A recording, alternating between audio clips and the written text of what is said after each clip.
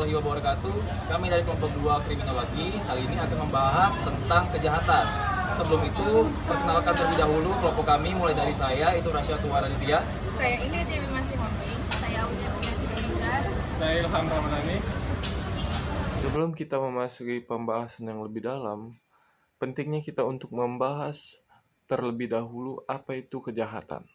Secara umum, kejahatan dapat diartikan sebagai perbuatan atau tindakan yang melanggar norma hukum, norma sosial, dan norma kesusilaan yang merugikan masyarakat dan oleh karenanya diancam dengan sanksi oleh negara.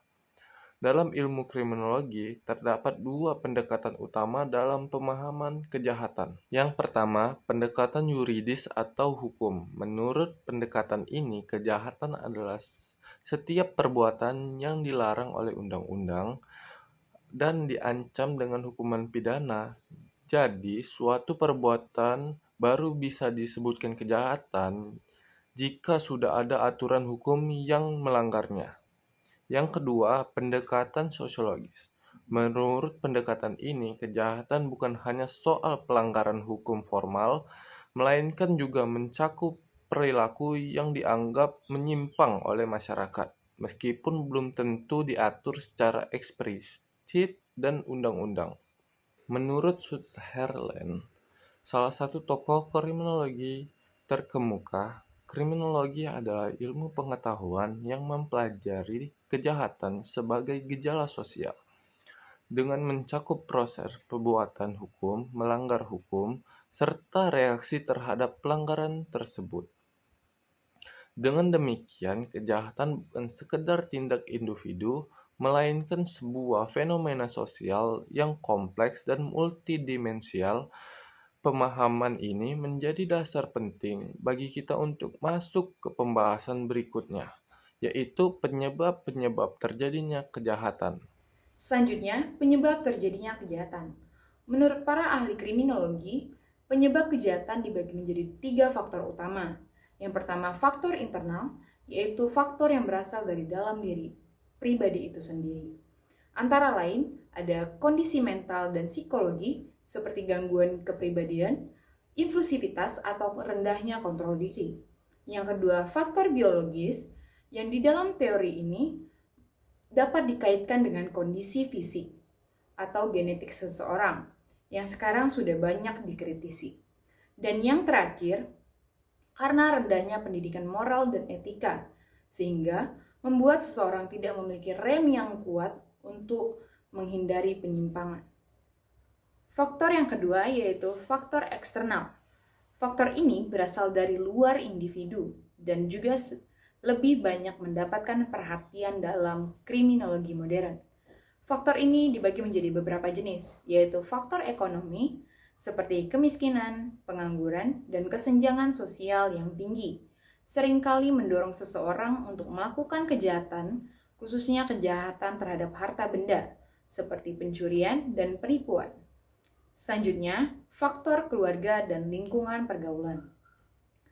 Keluarga yang disfungsional, mengalami kekerasan dalam rumah tangga, serta pengaruh lingkungan pergaulan yang buruk dapat membentuk perilaku menyimpang sejak dini.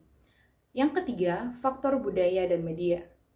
Paparan terhadap konten kekerasan, budaya yang menormalisasi kejahatan, dan lemahnya norma sosial di suatu komunitas juga dapat berkontribusi terhadap pelaku kriminal.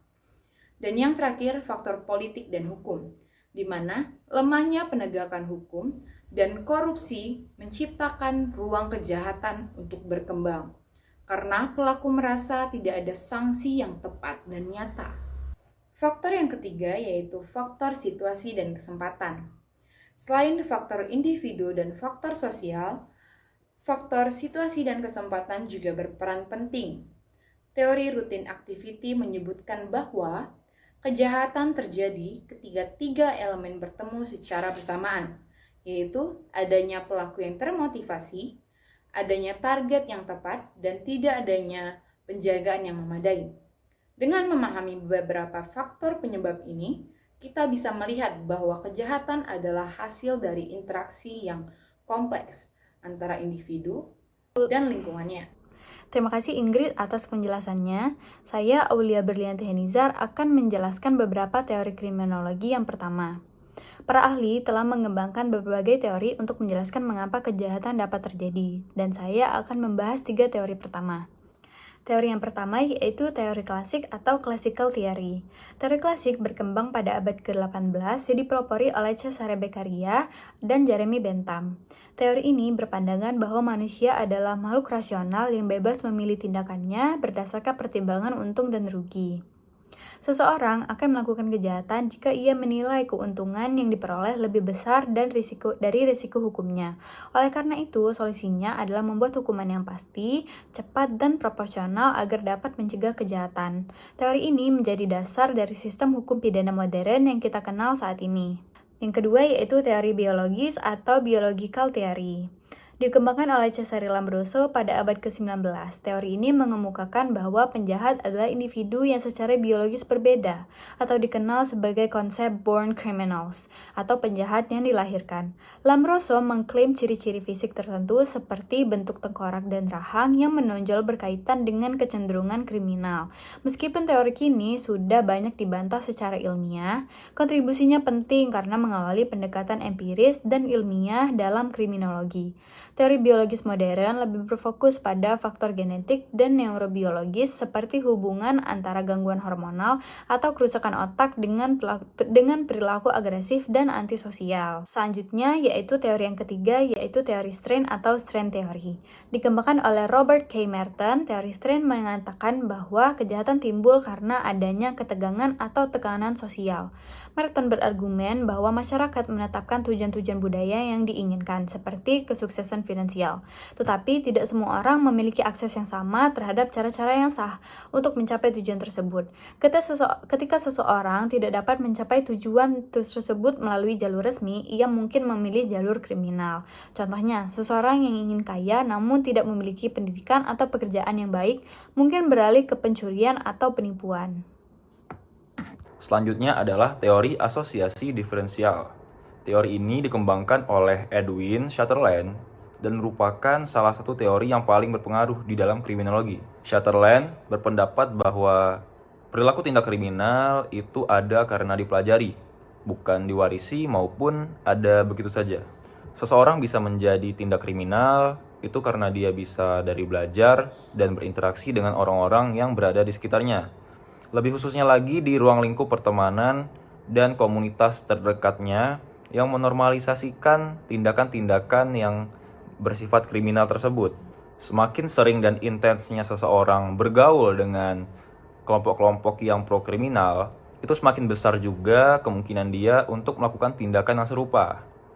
Jadi teori ini tuh sangat relevan terkait kasus kenakalan kejahatan remaja dan juga geng-geng kriminal.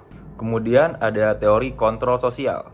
Teori ini dikemukakan oleh Travis Hirschi yang dikembangkan dalam bukunya yang berjudul Causes of Delinquency tahun 1969. Berbeda dengan teori lainnya yang bertanya, mengapa sih orang itu melakukan tindak kriminal? Tapi kalau Hirschi, dia malah bertanya, mengapa orang itu tidak melakukan tindak kriminal?